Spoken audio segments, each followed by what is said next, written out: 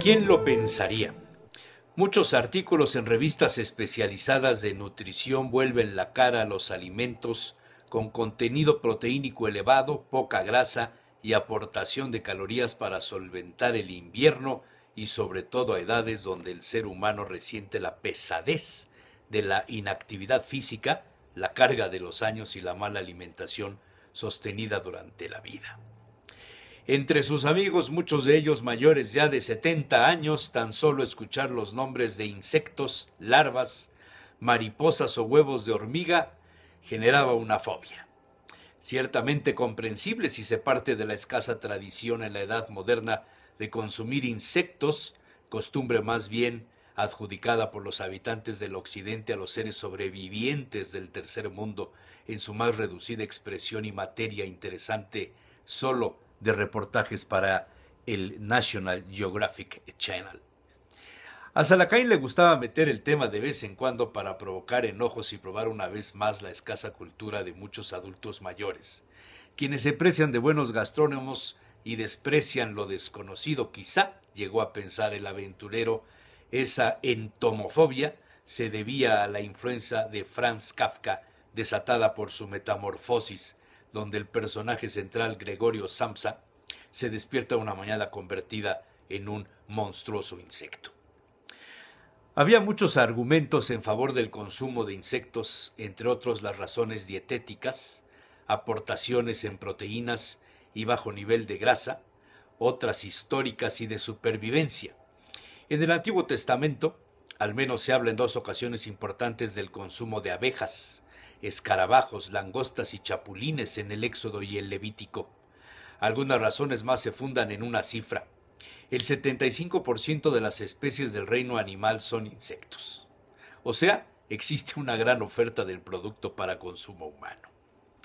Salakain recordó algunos datos de la práctica de la llamada entomofagia en el mundo actual. Están registradas por la Organización de las Naciones Unidas para la Alimentación y la Agricultura, conocida por sus siglas como FAO, unas 3.000 poblaciones.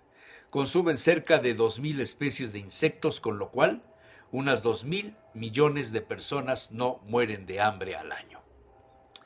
Según la FAO, los escarabajos son consumidos en un 31% de la dieta de insectos. Le siguen las orugas, con un 18%, abejas, hormigas y avispas, 14%, saltamontes y grillos, 13%, cigarras, chinchillas y chinches, un 10%, termitas 3%, libélulas también 3% y las moscas un 2%. Destacan China, Tailandia, Japón, India, Egipto, Somalia y una gran parte de América como los territorios donde más insectos se consumen desde hace miles de años, ya sea como alimento o medicamento. En algunos países de Asia tienen gran demanda las mariposas y sus pupas y los escarabajos. En África los grillos y saltamontes, orugas y termitas. En Sudamérica los escorpiones y las tarántulas. Han trascendido en China las recetas milenarias de los crisólidos de gusanos de seda, los grillos asados, las chinches de agua, larvas, moscas y cucarachas de tierra o la tempura de escorpión reposado previamente en alcohol para neutralizar el veneno. Los japoneses privilegian las larvas acuáticas hervidas y aderezadas con salsa de soya y azúcar, llamadas tsasamushi. Su precio es bastante alto, o las galletas de avispas y arroz. En Corea del Sur son apreciadas las bubas de gusano de seda estofadas, conocidas como beondogi, y se emplean como aperitivo en los bares. En Tailandia existen cerca de 200 especies comestibles de insectos, entre larvas de escarabajo, gusanos, polillas, escorpiones, cucarachas y saltamontes. En la Amazonia venezolana son muy cotizadas las tarántulas Theraphosa blondi, las más grandes del mundo. Llegan a medir 30 centímetros. Asadas durante 7 minutos y luego peladas, se les desprenden las patas y se consume la carne del abdomen, blanca por cierto. Los indígenas de las tribus Yanomami le atribuyen bondades afrodisíacas a la tarántula. En Colombia se comen las hormigas llamadas culonas, también con propiedades afrodisíacas. Se les desprenden la cabeza, las alas y las patas. El resto del cuerpo se mete en agua salada y se tuestan después. Y en México se cuestionó Salacaín. En México comer insectos es tradición milenaria. Hace 5000 años ya formaban parte de la medicina curativa para aliviar la fiebre o como anestésico para remediar enfermedades respiratorias, digestivas, óseas, nerviosas o circulatorias de las culturas zapoteca, maya y mixteca, y por supuesto como alimento. Fray Bernardino de Sahagún dio cuenta en su Historia General de las Cosas de la Nueva España de la cultura gastronómica de los territorios descubiertos y conquistados, y con ello dejó sentada esa tradición culinaria de insectos mesoamericanos. Recientemente Salacaín se enteró de una publicación mexicana donde se documentan hasta 252 especies empleadas para curar o alimentar, entre ellas chinches de agua, pulgones, escarabajos, mariposas, moscas, hormigas, huevos de hormiga, avispas, termitas, libélulas, chapulines y una variedad de gusanos.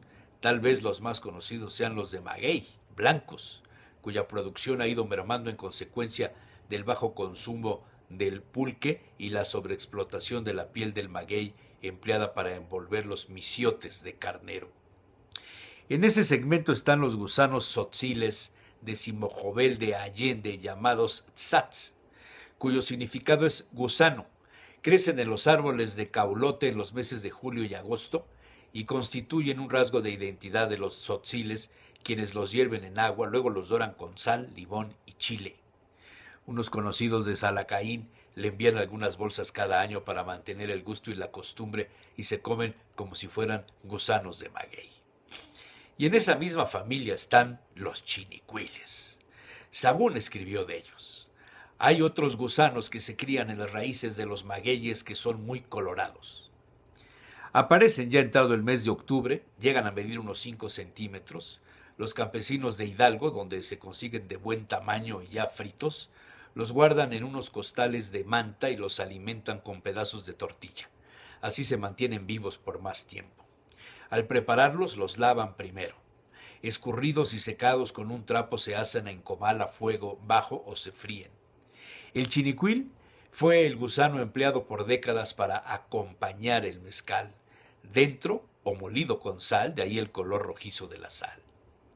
¿Cómo olvidar la salsa de chinicuiles?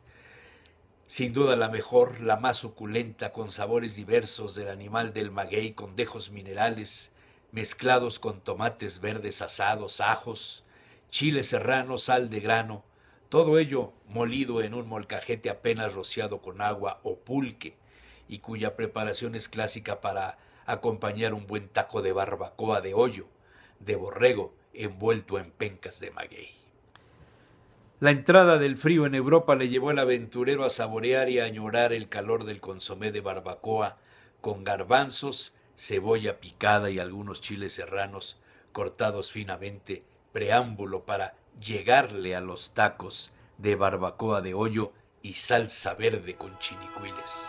Vaya manjar de la cocina exótica y nutritiva de México.